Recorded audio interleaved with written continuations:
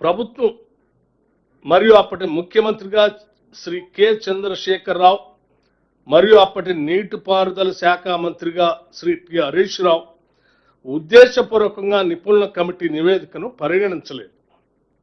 మేడిగడ్డ, అన్నారు మరియు సుందెళ్ల వద్ద బ్యారేజీలు నిర్మించాలన్న నిర్ణయం మంత్రి, నీటిపారుదలకు సంబంధించినటువంటి మంత్రి మరియు ముఖ్యమంత్రి యొక్క ఏకైక మరియు వ్యక్తిగత నిర్ణయం తప్ప ఇది ప్రభుత్వానికి సంబంధించిన అధికారిక నిర్ణయం కాదు అని చాలా స్పష్టంగా చెప్పారు. దీంట్లో ఈ రకంగా ప్రతి అంశంలో ఆనాటి ముఖ్యమంత్రి గారి ఏకైక నిర్ణయం అని, దీనికి క్యాబినెట్ అప్రూవల్ లేదని, అట్లాగే మార్చడానికి అక్కడ నీటి లభ్యత లేదని చెప్పినటువంటి వాదన కూడా కరెక్ట్ కాదని, అట్లాగే రిటైర్డ్ ఇంజనీర్స్ ఎక్స్పర్ట్స్ కమిటీతో నేను ఈ నిర్ణయాన్ని మార్చి ఇక్కడ మేడిగడ్డ పెడుతున్నానని అసెంబ్లీలో చెప్పిన విధానం కూడా కరెక్ట్ కాదని చాలా స్పష్టంగా చెప్పటం ద్వారా జ్యుడిషియల్ కమిషన్ గారు వాస్తవాలన్నీ మరి క్యాబినెట్ ముందుకు తీసుకుపోకుండా ఇరిగేషన్ శాఖ మంత్రి, ముఖ్యమంత్రి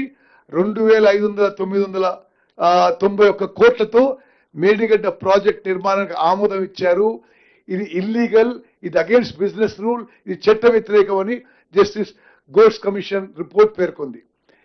బ్యారేజ్లలో ఎక్కువ నీళ్లు స్టోరేజ్ చేయడానికి అవకాశం ఉండదు. అది only regulation of water, diversion of water. మరి స్వయాన ముఖ్యమంత్రి గారి, ఆనాటి ముఖ్యమంత్రి గారి ఆదేశాల మేరకు ఆ బ్యారేజీలు నింపి ఆ ఫోటోలు తీసుకొని గోదావరి జలకళ అని పబ్లిసిటీ చేసుకొని, మరి అది కూడా ఈ బ్యారేజీలు కొలాప్స్కి ఒక కారణమని జస్టిస్ ఘోష్ కమిషన్ పేర్కొన్నది.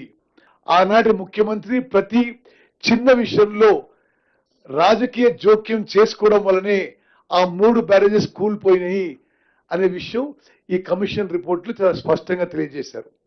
వాళ్ళు అదే విధంగా మాట్లాడతారు కదా, వేరే రకంగా ఎందుకు మాట్లాడతారు? ఒకవేళ అదే అయితే ఆ కమిషన్ ముందుకెళ్ళి వాళ్ళు ఎందుకు సమాచారం ఇచ్చిండ్రు, వాళ్ళు ఎందుకు వాదనలు వినిపించిండ్రు? తమకు అనుకూలంగా ఉంటే ఒక రకంగా, తమ తప్పులను ప్రశ్నిస్తే ఇంకొక రకంగా మాట్లాడడం అనేది మొదటి నుంచి వాళ్ళకున్న అలవాటు. ఈరోజు మేము కమిషన్ని వాళ్ళు తప్పుపడుతుండ్రు. ఇంతకుముందు భట్టి విక్రమార్క గారు స్పష్టంగా చెప్పారు, ఇది ఒక రాజకీయ పార్టీ నివేదికను, రాష్ట్ర ప్రభుత్వ నివేదిక కాదు.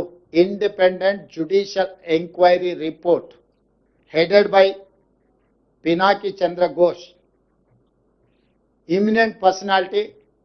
ఈ headed as a supreme court judge, Lokpal chairperson, ఇలాంటి ప్రధానమైన బాధ్యతలు నిర్వహించిన వ్యక్తి 16 నెలలు అందరికి అవకాశం ఇచ్చి వాళ్ళు చెప్పుకోవడానికి అందరికీ సమానమైన అవకాశాలు కల్పించి రోజు నివేదిక ఇచ్చిండు. కాబట్టి ఆ నివేదిక మీద ఇంకా ఎవరు ఏ రకంగా మాట్లాడతారు, ఏ రకంగా విశ్లేషణ ఇస్తారు అనేది వాళ్ళ విజ్ఞతకే నేను వదిలేస్తున్నా.